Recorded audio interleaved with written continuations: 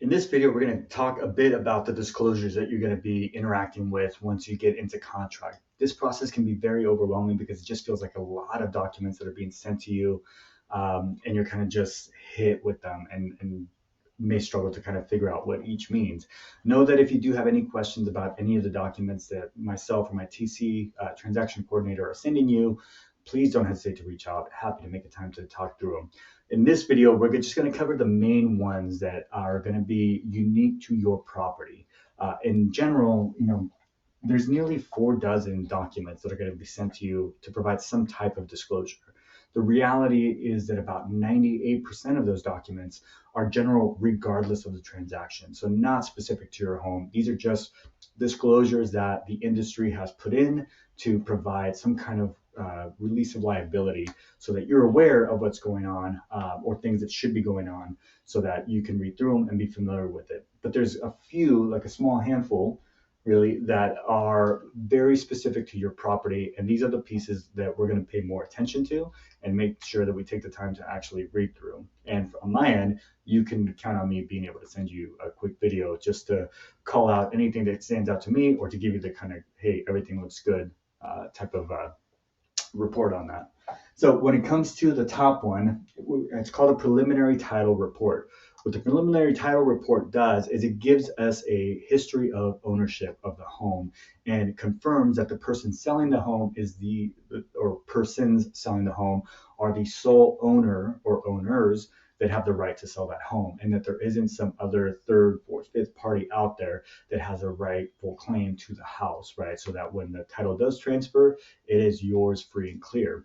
Along with that, sometimes you find that owners have taken advantage of certain special financing to do upgrades to the home. So it could be that they added solar, put in new windows, did certain energy efficient type of upgrade that allowed for them to tap into certain kind of loans that get applied towards the house as a lien, right? So they're typically paid off in taxes, and so it's a benefit to the homeowner because they don't have to come out of pocket for the significant expense, but they're nevertheless able to get the improvement taken care of and just kind of pay it over time, typically via their taxes.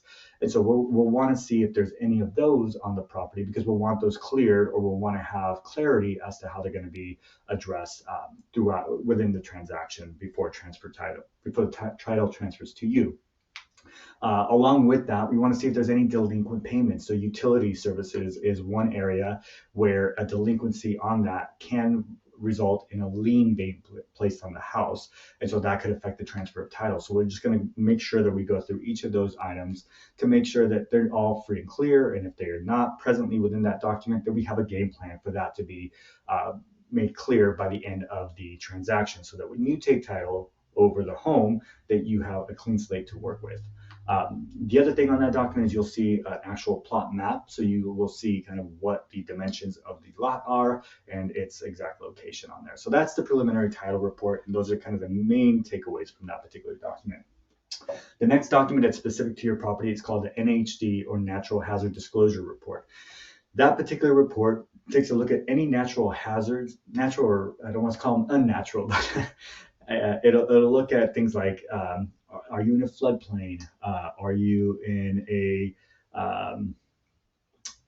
what's it called, near airports? So I mean that's where I mean not unnatural, but are you on a fault line? Things like that. And so this report's kind of going to give us an idea. One thing to note about Sacramento is in a dam zone flood inundation area. So if we ever have a catastrophic failure, given the lack of rain in recent years, the chances of this are fairly small, but nevertheless, the bulk of Sacramento is in a dam flood zone inundation area. So a lot of people get thrown off by that, but know that that's pretty much citywide.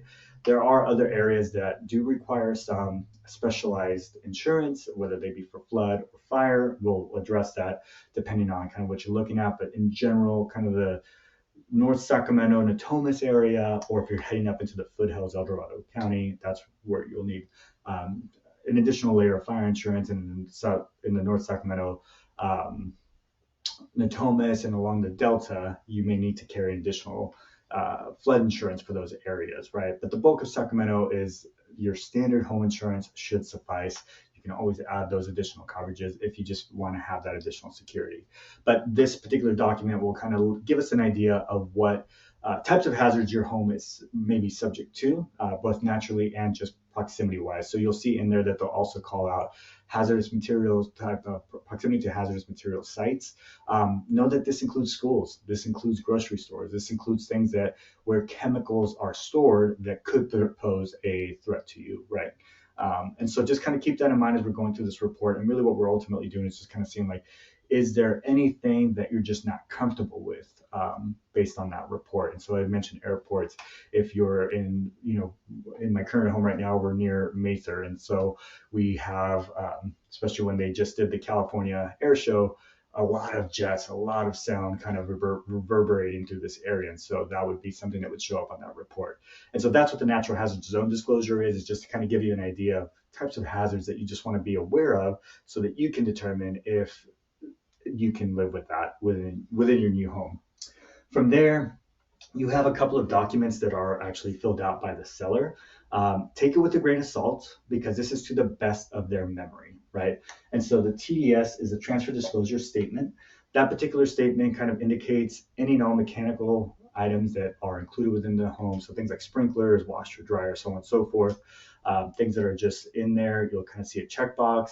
And then any notes that are related to any upgrades that have been done, any changes that have been made, so on. But it's a pretty brief, only a couple of page Word document. The other one that it goes into a little bit more detail is the seller's property questionnaire, or the SPQ. That particular document really kind of is a much more comprehensive document that asks a series of questions that the seller has to indicate yes or no on, whether they apply to the property or not. And for anything that says yes, they have to kind of write a quick note about why they answered yes to that question. And so we'll go through that document to also kind of just get a sense of what, if anything, has been done to the house, things that you should just be aware of as you're taking ownership of the home. And from there, you just have the general disclosures. And like I said, if you subtract these guys, there's about 40 of them. And so, or 45, I guess. And so there's a lot. So there's like the water heater bracing, like that it's braced against earthquake, right? That's just a general disclosure that's provided in there. You have a number of disclosures that are just going to be general to any and all properties. And so you'll get this packet from the transaction coordinator. I encourage you to read through them. Anything that you have a question about, please don't hesitate to reach out. Happy to sit down and talk through them with you. But I won't go into them here just because there's such a high volume and want to keep these videos short for you. But nevertheless, these are the kind of disclosures that you're going to be interacting with throughout the process. The only other ones really are the AVIDs, and these are the agent visual inspection disclosures. So each agent, the listing agent and the buyer's agent, has to go through the home and just do a visual inspection of the house. So we're not necessarily testing any water faucets or anything like that. We're walking through the home to see if there's anything that we can visually assess that could affect the material value of the house. And so those are the only other two documents that you'll see in there. We also have to disclose if we're aware of any kind of issues with the house on the listing side or anything we've come across that's not already included in one of the inspection reports on the buyer's side. Those within our notes. So hopefully that gives you an idea of what to kind of expect. And again, if you have any questions about any of these documents, please don't hesitate to reach out. All right. Thank you for watching. We'll see you on the next video.